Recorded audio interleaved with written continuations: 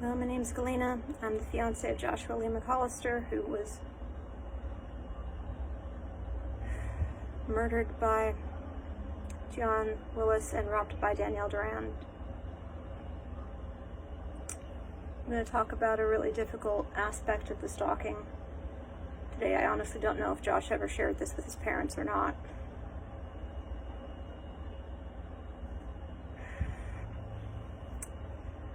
Josh and the instigator never had a normal relationship. It was that of mentor and protege, teacher, student. At one point, for many years, the instigator was pretty much Josh's idol.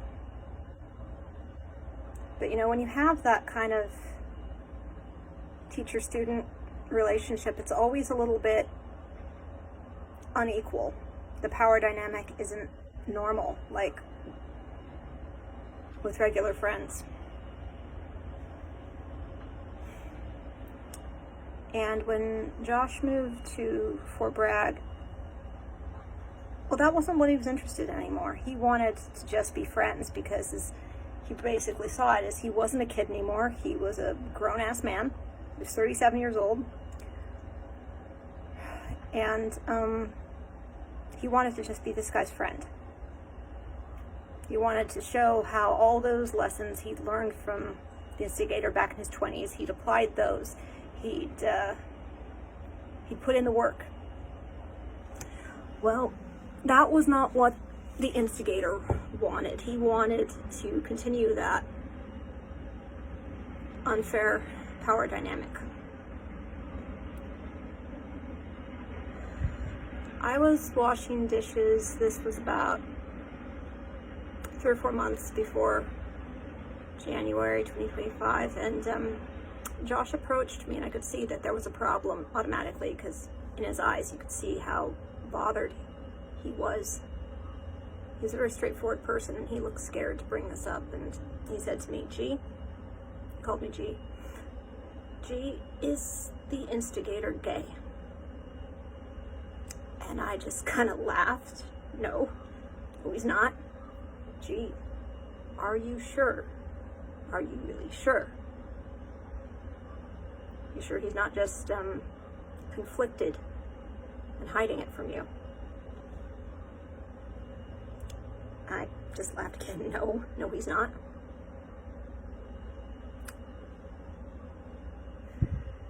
He let it drop. And he left me to go over a lot of things in my head that I'd never told other people that I'd seen or experienced.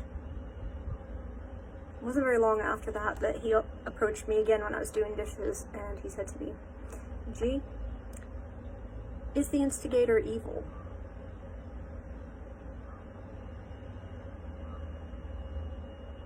And I had a lot more difficulty with that question because I didn't want to call the instigator evil, but I knew that he was capable of horrific things.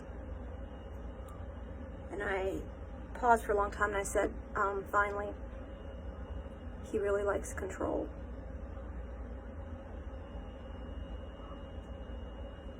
It's only after we were in a relationship that Josh elaborated on why he'd asked me these things.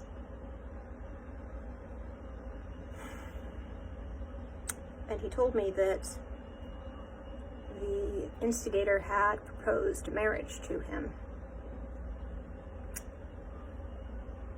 Now, Josh was bisexual. He had no problem talking about that. He very, very much preferred women, but he had been in a relationship with a man on more than one occasion. He wasn't embarrassed about it.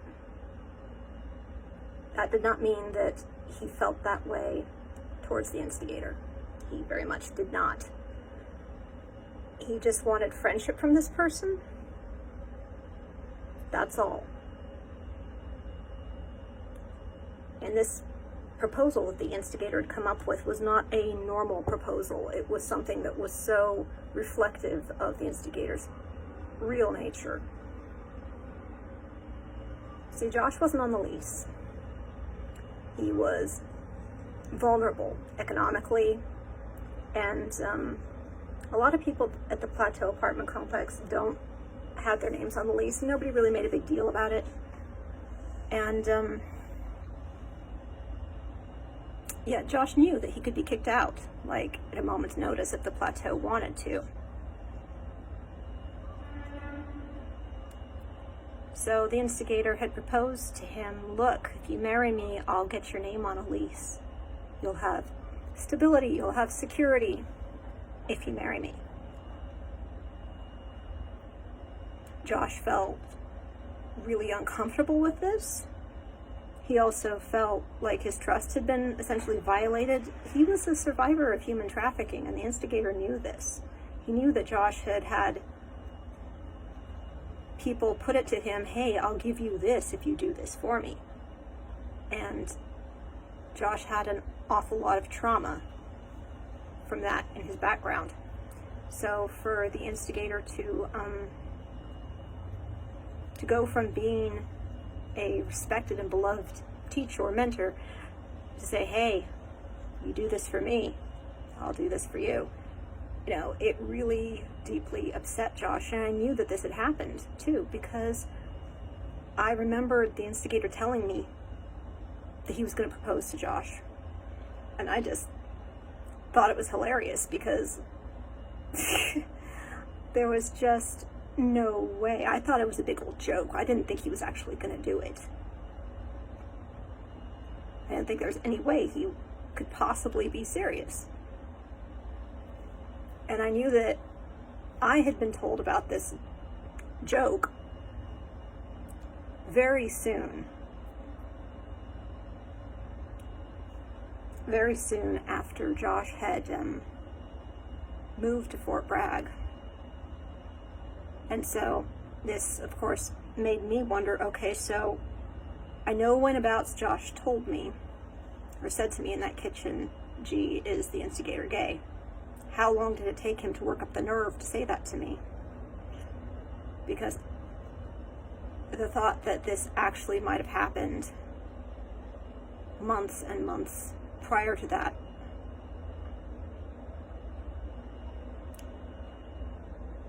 it made so much sense suddenly, all these things falling into place. And I was angry. I was so angry because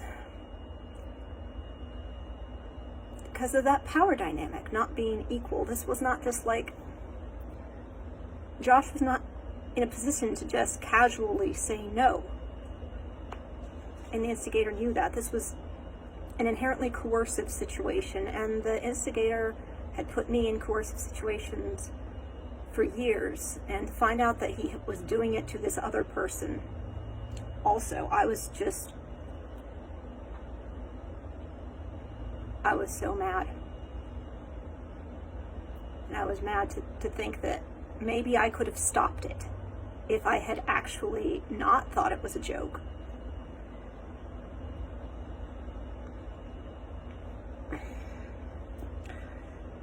So I started to talk to Josh about the coercive situations that I had been forced into by the instigator. I started to talk about the way he had blackmailed me for years. And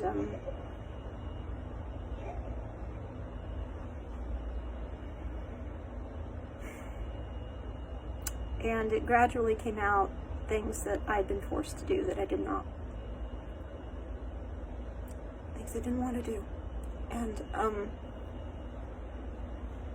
during these heart-to-heart talks, when we were comparing notes of things that the instigator had done to me, things the instigator had done to him,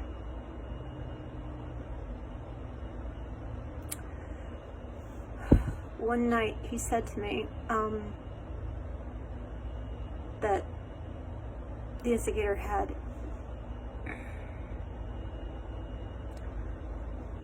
the quote that he said was the instigator had took advantage of me. That the instigator had thought that Josh was unconscious and had done something to him, and Josh had been immobile but conscious. He was awake for what this person did. And I thought back to, there was a time period, I remember, that Josh brought up GHB several times.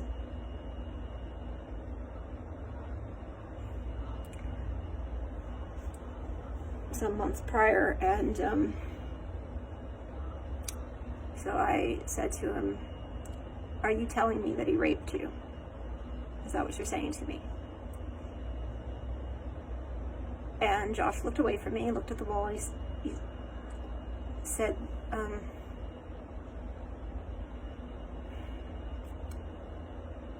he said basically that he didn't want to talk about it, that he'd forgiven him.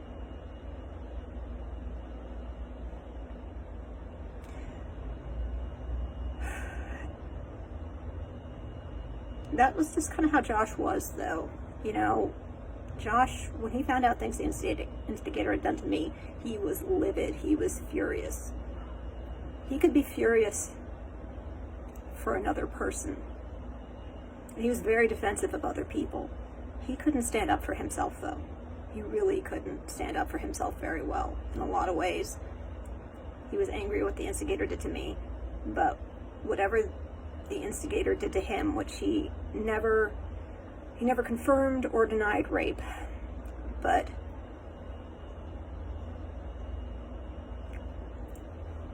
he after that he started to talk a lot about the instigator as a rapist.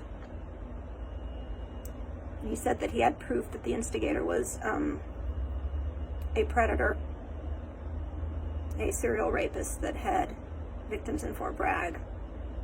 He wouldn't tell me what the proof was, and when I actually confronted the instigator about this at one point, he said, well, if there was proof, he'd give it to you, and I understand that logic, but see, Josh was just so determined to not talk about bad things in front of me. He always was. He treated me like I was a porcelain doll, basically, so I don't think he would have told me what specifics he had. But he was just very adamant that he had to make sure that I stayed away from the instigator from there on out. He didn't want anything bad to happen to me ever again. Whatever the instigator did to him, he decided that he was going to move forward from it. He just didn't want to be around this person anymore.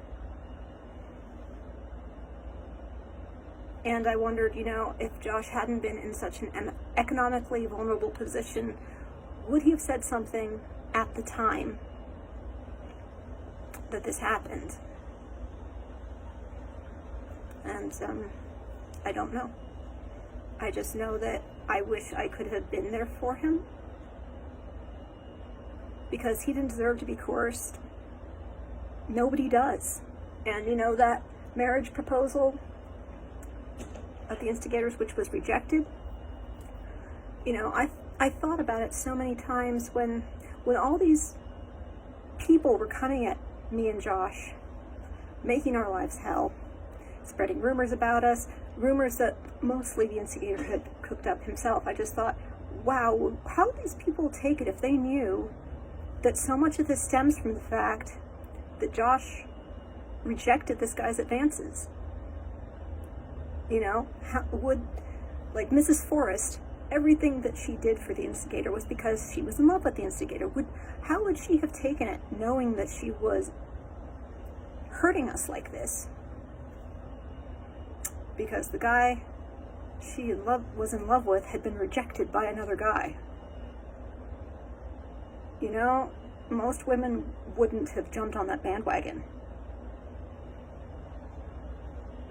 And, I know that there's going to be people that say that I'm just making it up. I don't care.